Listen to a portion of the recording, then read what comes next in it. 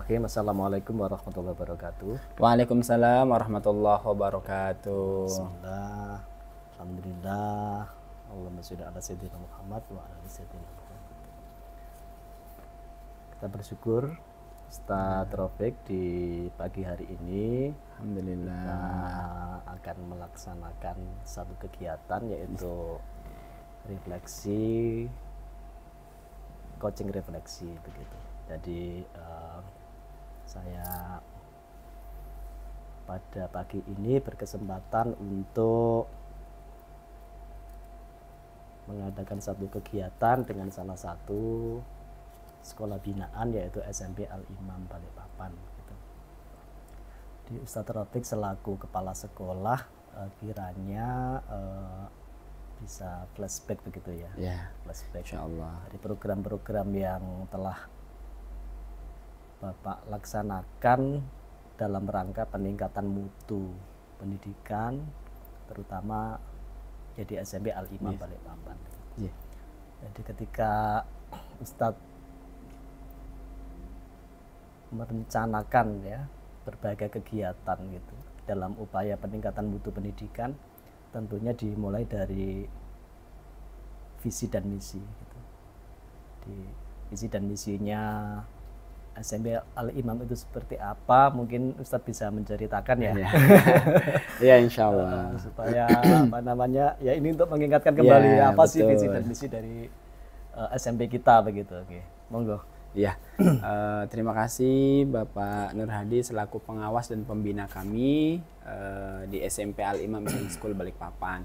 Kalau berbicara terkait mengenai program atau kembali flashback kegiatan-kegiatan yang sudah dilaksanakan dan dicanangkan di SMP Al-Imam Islamic School Balikpapan. Mungkin terkhusus di tahun ajaran 2025 ini ya, 2024 2025 yang sudah berjalan selama satu semester ya, alhamdulillah.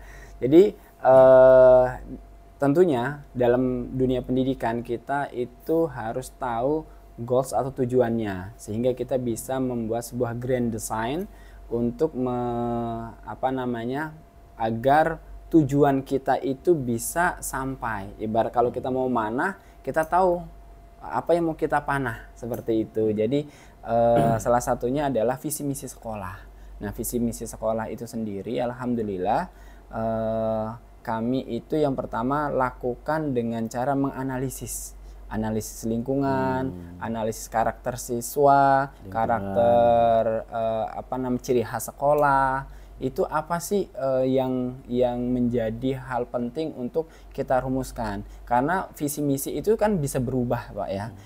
Tapi tetap kita melihat dan berpedoman pada hal-hal esensial, mulai yang tadi kita lihat karakteristik lingkungannya, kemudian kita lihat karakteristik siswa, orang tua, kemudian kita juga melihat karakteristik lembaga itu sendiri dan tujuan awal lembaga itu didirikan. Sehingga setelah kami canangkan itu semua, lakukan meeting, rapat bersama Dewan Guru, kemudian juga dengan yayasan, kita tarik benang merahnya. Dulu jadi ada perubahan atau pergeseran sedikit terkait mengenai visi misi di tahun 2000 ini ya. Jadi kalau visi misi sekarang setelah kami lakukan rapat, kemudian sosialisasi dan menganalisis bersama, alhamdulillahnya kan SMP Al-Imam juga sebagai sekolah penggerak. Nah, sehingga alhamdulillah pendampingan itu juga banyak dari pengawas sendiri, dari Bapak Pak Nur Hadi, kemudian dari BGP, Kaltim, BPMP, dan bahkan Dinas Pendidikan sendiri. Jadi banyak pelatihan yang diberikan bukan hanya kepala sekolahnya, tetapi juga tim dari ustadz ustazahnya. Karena sekolah yang baik, bagus itu kan bukan hanya saja kepala sekolahnya Pak ya, tetapi seluruhnya. Seluruh warga sekolah. Seluruh warga sekolah. Jadi kolaborasi. Jadi pendidikan yang efektif itu bagaimana bisa menciptakan kolaborasi aktif antara orang tua, siswa, dan juga warga sekolah itu sendiri atau guru.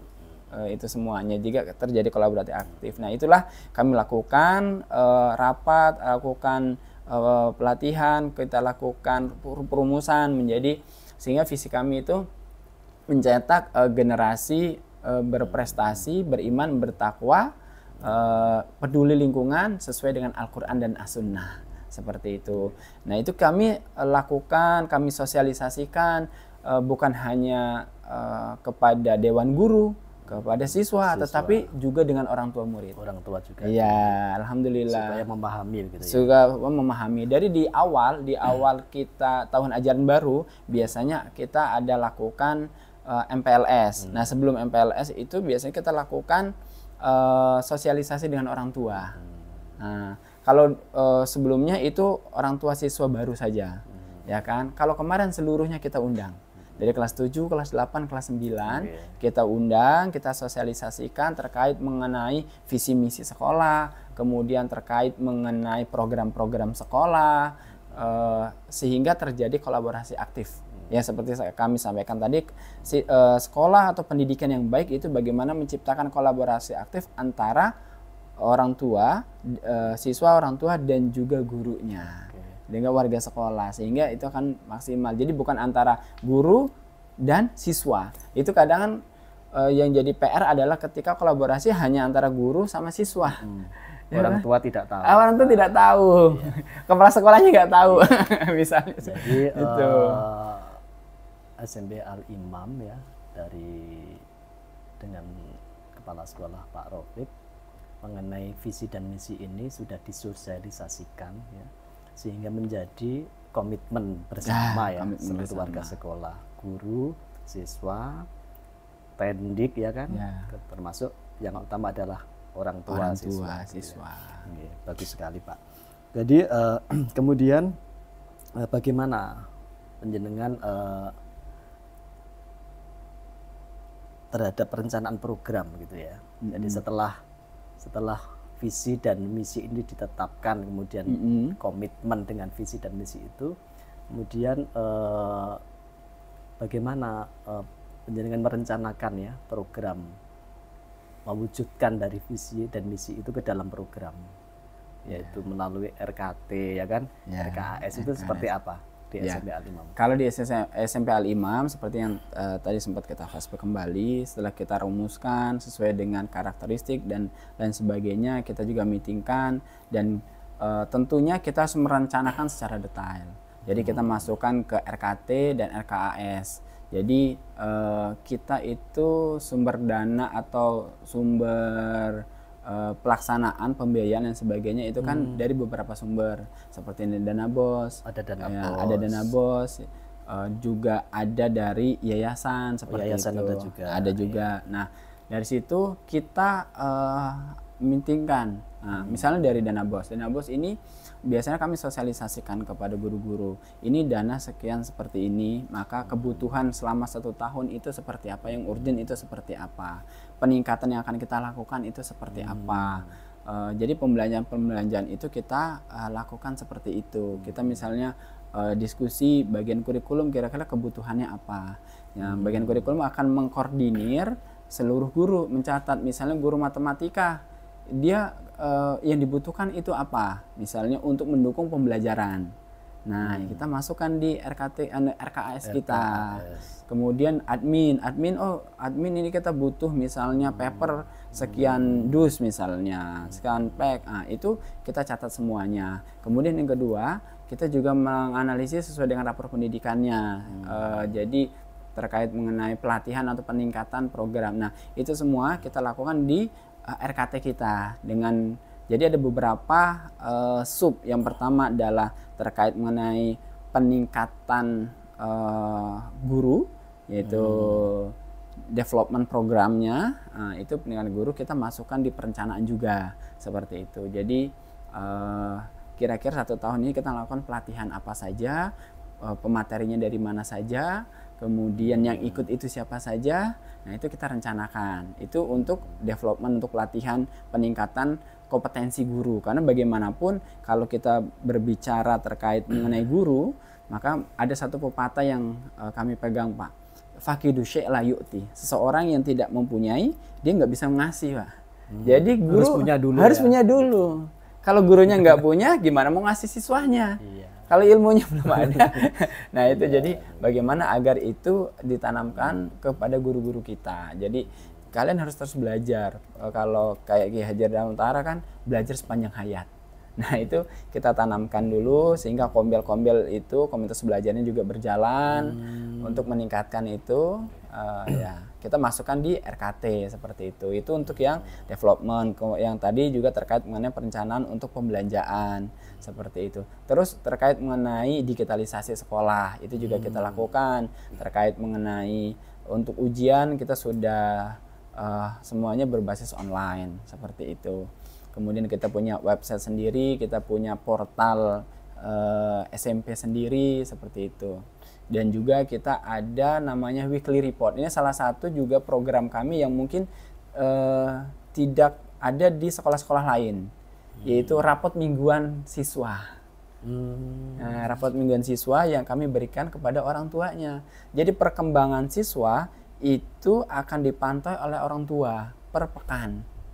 Jadi misalnya pembelajaran ini udah sampai mana, anaknya itu mengertinya bagaimana, nilainya seperti apa, itu kita berikan kepada orang tua secara virtual. Seperti itu. Jadi orang tua bisa membuka website gitu. Iya, kalau yang itu kita masih pakai WA Rocket. Jadi pakai WA Rocket karena biar lebih privasi dan bisa langsung wali kelas. Wali kelas masing-masing. Iya. Untuk membangun kolaborasi aktif tadi, Pak. Iya. Ya, jadi sekolah sama orang tua jadi komunikasi seperti itu untuk menjaga kualitas juga. Itu apalagi sekolah swasta, Pak ya. Itu gitu. Jadi antara pihak sekolah dengan orang tua itu ada kolaborasi gitu ya. Ya. Kolaborasi. Dan menurut Ustadz Raufik, bagaimana tanggapan orang tua dengan adanya kegiatan itu?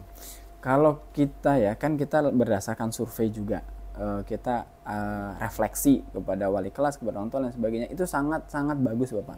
Terutama misalnya contoh di weekly report itu, rapot mingguan, itu sangat berpengaruh terkait mengenai kualitas pembelajaran dan terkait mengenai semangat belajar siswa. Jadi ada salah satu guru misalnya bercerita, wali kelas itu bercerita, dan wali kelas itu juga ngajar. Ketika di pekan pertama siswanya itu dalam tanda kutip kurang semangat belajar, misalnya menghafalnya kurang semangat dan sebagainya. Ketika dapat weekly report ditanya sama orang tuanya, bagaimana saya, disampaikanlah begini-begini. Besoknya anaknya semangat. Oh gitu.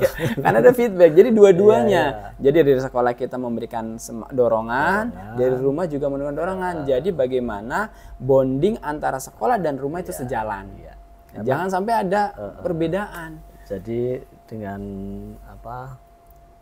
siswa tadi istilahnya ditanya lah sama orang tuanya, kemudian menyampaikan lah apa keluhan-keluhannya kan, lah nanti dari orang tua menyampaikan ke wali kelas.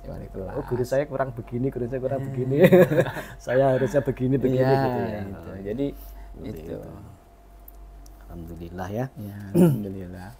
Kemudian ini di SMP Al Imam ini kan tentang sumber daya ya, Ustaz. Gimana penjenengan mengelola sumber daya yang ada dari gurunya, tendiknya ya kan, itu seperti apa ya supaya maksimal ya gitu ya, itu seperti apa? Yang pertama tentunya kita harus mengetahui karakteristik tim kita, Pak.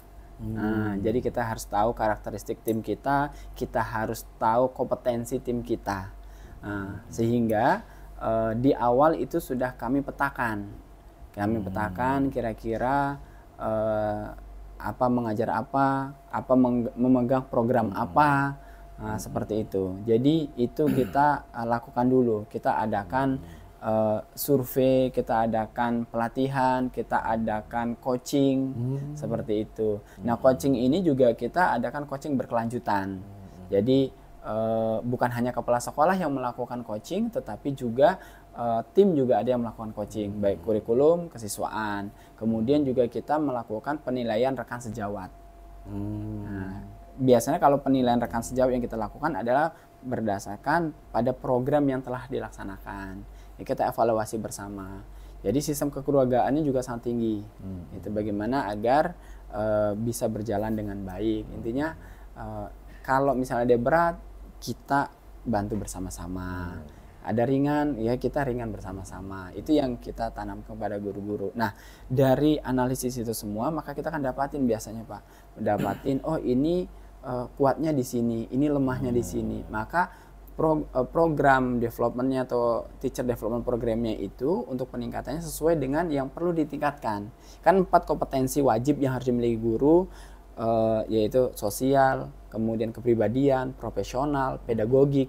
Dari 4 ini kira-kira oh ternyata dia sosialnya bagus, kemudian kepribadiannya bagus, profesional bagus, pedagogiknya cara mengajarnya kayaknya belum. Nah itu kita berikan pengawalan treatmentnya di pedagogik seperti itu, di komunitas belajar atau kita lakukan oleh kepala sekolah dan juga kurikulum dan juga tim-tim yang sudah kita lakukan itu. Dan kita ada namanya meeting mingguan untuk tim inti. Kemudian ada mingguan untuk keseluruhan secara general seperti itu. Itu untuk menjaga konsistensi program yang dijalankan. Jadi pendampingan itu yang kita lakukan kepada tim. Iya, untuk menjaganya Bapak. Ya. Jadi harus ada juga yang sifatnya jadwal-jadwal khusus ya? Iya, jadi ada jadwal khusus, jadwal supervisinya, kemudian jadwal kombelnya, itu kita lakukan, kita berikan kepada guru-guru kita seperti itu, sehingga kita lakukan. Dan untuk monitoringnya juga kita udah digital. Nah, kita ada monitoring untuk di portal seperti itu. Jadi kalau ada permasalahan apa, misalnya wali kelas ada permasalahan apa, itu mereka upload di portal sehingga nanti kalau kesiswaan itu masalah siswa itu bisa langsung memantau. Ini perlu pendampingan khusus atau tidak, atau cukup wali kelasnya saja. Atau misalnya kurikulum permasalahan di kelas dan sebagainya, itu perlu pendampingan atau tidak, itu kita bisa lihat sebelum ada pertemuan, atau bisa mereka di waktu pertemuan karena dijadwalkan semua. Mereka selain jam mengajar ada jadwal harus bertemu dengan kurikulum, dengan kesiswaan. Nanti kalau dari kurikulum perlu meningkat ke kepala sekolah, maka mereka akan ke kepala sekolah. Seperti itu. Baik. Jadi untuk sumber daya itu Ustadz sudah berusaha untuk bagaimana ya? Tadi ada semacam peta kompetensi. Ya, peta kompetensi. Peta kompetensi, kemudian pembagian pos-pos gitu ya, dengan pos-pos. Kemudian tentunya ada evaluasinya ya Ustaz ya. Ya, evaluasi. Biasanya evaluasi dilaksanakan per akhir semester ya, secara umum. Secara umum itu kita lakukan per akhir semester. Kayak misalnya kemarin semester 1 kita lakukan evaluasi. Yang pertama adalah penilaian rekan sejawat, kemudian kita lakukan hasil observasi, hasil coaching, kami sampaikan hasilnya seperti apa, hasil evaluasinya seperti apa. Kemudian dari teman-teman itu ada pertanyaan antar teman itu seperti apa, ya yang disampaikan. Oh ini masukannya seperti apa. Jadi saling membangun tanpa harus menjatuhkan, saling membangun tanpa harus oh ini seperti apa, tapi kita dengan diksi dan narasi yang baik dan bagus yang kita sampaikan kepada teman-teman seperti itu. Karena itu juga berpengaruh di rekrutmen. Betul ya. Jadi klasifikasinya ya alhamdulillah kan guru-guru di AISBA juga secara pendidikan ada yang S2, kemudian dari beberapa perguruan yang insya Allah mereka bisa untuk memberikan kepada anak-anak jauh lebih baik. Yang dibangun juga selain itu keteladanan, itu sangat penting seperti itu. Baik, mungkin satu hal lagi yang perlu saya tanyakan gitu ya, Ustaz, terkait dengan prestasi siswa. Jadi selama 1 semester ini program-program apa sih dari AISBA yang sudah bisa meningkatkan prestasi siswa itu seperti apa? Ya, alhamdulillah. Jadi dengan program dan desain yang kita coba untuk bukan coba ya, artinya sudah kita lakukan dan juga kita kaji, itu menghasilkan alhamdulillah siswa-siswa kita banyak yang berprestasi. Misalnya berprestasi di bidang agama, itu mereka juara di pentas seni MGMPPAI. Kemudian yang nasional itu dapat gold medal untuk Olimpiade Bahasa Arab. Itu. Kemudian olahraga panahan itu juga alhamdulillah ini anak kita lagi mewakili untuk ke Jurprov yang olahraga. Provinsi yang olahraga panahan. Luar itu. Biasa ya. Ya, tadi barusan ibunya itu WA-an kita, Ustadz ini Ananda mau ditarik sama Koni. Iya. Jadi bagus ini. Iya, sampai mau ditarik sama Koni kan. Atlet memang ya. Cuma masih galau ibunya. Jadi galau gimana, Anandanya nggak mau dan sebagainya. Jadi masih diskusi dan sebagainya. Tapi alhamdulillah dia karena mewakili Balikpapan kan, dia pengen fokus di Godok menjadi ini. Itu salah satu. Kemudian juga beberapa lagi seperti halnya tahfidz Al-Quran itu menang juga, matematika ya, itu tidak lepas dari dukungan dari ustadz ustazahnya. Seperti itu. Yang kemarin juga sempat Ananda yang Olimpiade Matematika ke Bogor yang nasional. OSN. Bukan, KSR kalau nggak salah. KSR. Ya, KSR yang ruang guru. Oh, yang di ruang guru yang sempat dilepas oleh Pak Irfan Taufik. Nah, itu kita ke Bogor, anak kita juga ada yang dari segi eksaknya, matematika. Diniahnya bahasa Arab juga alhamdulillah. Kemudian yang juara dapat gold medal nasional seperti itu. Alhamdulillah bahkan anak kami kemarin yang mau lulus kelas 9 itu sudah mau mendaftarkan ke Mesir. Alhamdulillah. Ya, karena secara akademis alhamdulillah memang bagus. Hafalannya udah 30 juz. Bahasa Arabnya ya alhamdulillah bagus, sudah dapat gold medal itu tadi. Kemudian juga anaknya semangat, bahasa Inggrisnya juga bagus. Alhamdulillah. Jadi kalau ngobrol-ngobrol sama abinya, Ustaz, anak saya mau ke luar negeri, bagaimana caranya? Nggak apa-apa, nanti kita bantu dan sebagainya. Jadi alhamdulillah ini lagi proses untuk pengurusan untuk bisa melanjutkan SMA ke Mesir. SMA-nya di Mesir. SMA di Mesir. Laki-laki atau perempuan? Laki-laki. Padahal orang tuanya semuanya di Balikpapan, dia mau sendirian. Karena targetnya mau ke Madinah katanya. Jadi alhamdulillah prestasi itu ya berkat satu ustazahnya. Kalau kepelasapannya kan mendorong, Pak. Iya, betul. Itu. Ini kaitannya dengan prestasi siswa. Ini bagaimana Al-Imam gitu ya, mempersiapkan anak-anak untuk ikut kegiatan prestasi yang jenjang nasional ya. Kan ada OSN, O2SN, FLS2N, gimana partisipasinya dari SMK? Kalau setiap ada kegiatan alhamdulillah kita ikut. Ya kan, kita ikut yang sesuai dengan visi misi sekolah, sebenarnya kita ikuti. Dan biasanya yang pertama kita lakukan adalah penjaringan. Penjaringan agar apa? Agar yang keluar atau mengikuti lomba itu tidak itu saja, Pak. Jadi misalnya kita ada lomba PAI misalnya, lomba cerdas cermat.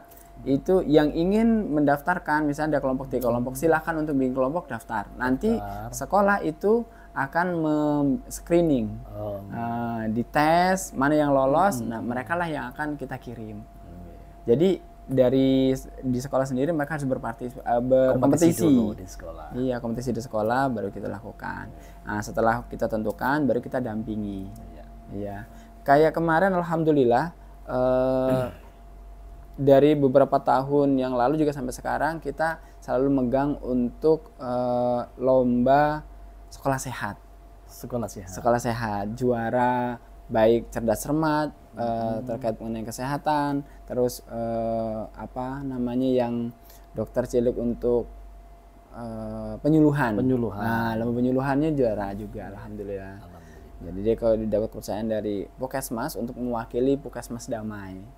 Jadi beberapa tahun baik yang cerdas cermatnya maupun juga yang penyuluhannya. Dan alhamdulillah semuanya menang seperti itu. Jadi dalam hal lomba ini sebenarnya tidak menang juga tidak masalah. Iya, betul. Yang penting kita memberikan wadah, memberikan kesempatan, iya, kesempatan menjembatani ya anak-anak supaya berprestasi, dan itu akan menjadi pengalaman ya, betul, yang baik gitu ya, yang tidak terlupakan oleh peserta didik ya, ketika kita ikutkan berbagai lomba, walaupun tidak dapat juara tidak masalah. Betul. Karena anak-anak kita harus kasih wadah agar mereka tuh berani. Ya makanya kita insya Allah di bulan Februari tanggal 23 akan ada kegiatan Student Day. Oh, ada Student Day. Ya, jadi seluruh kegiatan itu siswa. Mereka kan ya kalau bahasanya itu adalah pentas seninya siswa. Itu. Melibatkan orang tua atau tidak? Orang tua. Jadi orang tua yang akan melihat anak-anak mereka tampil. Jadi kita undang seluruh orang tua, tamu undangan, rencananya insya Allah di gedung kesenian. Termasuk pembiayaan? Pembiayaan, iya, ada sponsorship. Iya, jadi ada pembiayaan yang ditanggung yayasan, ada kita juga buka sponsorship. Nah, seperti itu. Alhamdulillah. Jadi dari apa yang penjenengan sampaikan tadi sudah mendapatkan gambaran umum ya. Iya. Capaian-capaian dari program-program yang telah dicanangkan dan telah dilaksanakan secara gotong royong gitu ya, adanya tim-tim tadi untuk mewujudkan daripada visi dan misi sekolah di SMP Al-Imam. Termasuk yang utama adalah bagaimana prestasi siswa itu menjadi juga perhatian gitu kan, perhatian baik yang akademik maupun non akademik. Ya. Betul. Mungkin pembicaraan kita, diskusi kita cukup ya, Ustadz ya, mungkin memberikan gambaran seberapa jauh penjenengan sebagai kepala sekolah melaksanakan berbagai program, melaksanakan berbagai program di semester 1 yang telah kita lalui, dan mudah-mudahan di semester 2 nantinya segala program yang telah dicanangkan berjalan dengan baik. Amin, gitu ya. Amin. Tingkatkan kerjasamanya, timnya ditingkatkan ya. Kemudian kolaborasi dengan orang tua dan pihak-pihak yang lain perlu juga dikuatkan. Mungkin pertemuan kita cukup ya, Ustadz. Ya, alhamdulillah. Nanti kita akan lanjut di pertemuan berikutnya gitu ya. Alhamdulillah, syukran jazilan. Bagaimana supaya SMP Al-Imam ini mempunyai mutu yang baik gitu ya. Iya, alhamdulillah. Mempunyai kualitas pembelajaran yang baik gitu. Iya. Dan dari sekolah ada upaya gitu untuk peningkatan layanan ya, pendidikan yang terbaik gitu ya untuk putra-putri kita. Iya, amin, amin, amin, amin. Terima kasih atas waktunya. Saya ucapkan terima kasih pada Ustaz. Sama-sama Bapak, alhamdulillah. Syukuran jazilan atas pendampingannya, arahannya itu, sehingga kami juga terus berproses karena memang itu hal penting, Mbak ya, untuk menjaga kualitas dan juga kepercayaan masyarakat, apalagi sebagai sekolah swasta seperti itu. Tapi alhamdulillah di tahun ajaran baru ini untuk yang ikhwan sudah full. Alhamdulillah. Anda jangan mengatakan sekolah swasta gitu ya. Oh, iya. Ya. Sama ya, negeri dan swasta. Negeri dan swasta sama. Yang membedakan adalah kualitas. Kualitasnya. Ya. Jadi yang kita pegang itu kualitasnya, bukan negeri dan swasta. Iya. Gitu. Karena sama antara negeri sama swasta. Swasta sama. Insya Allah. Perhatian pemerintah sama. Sama.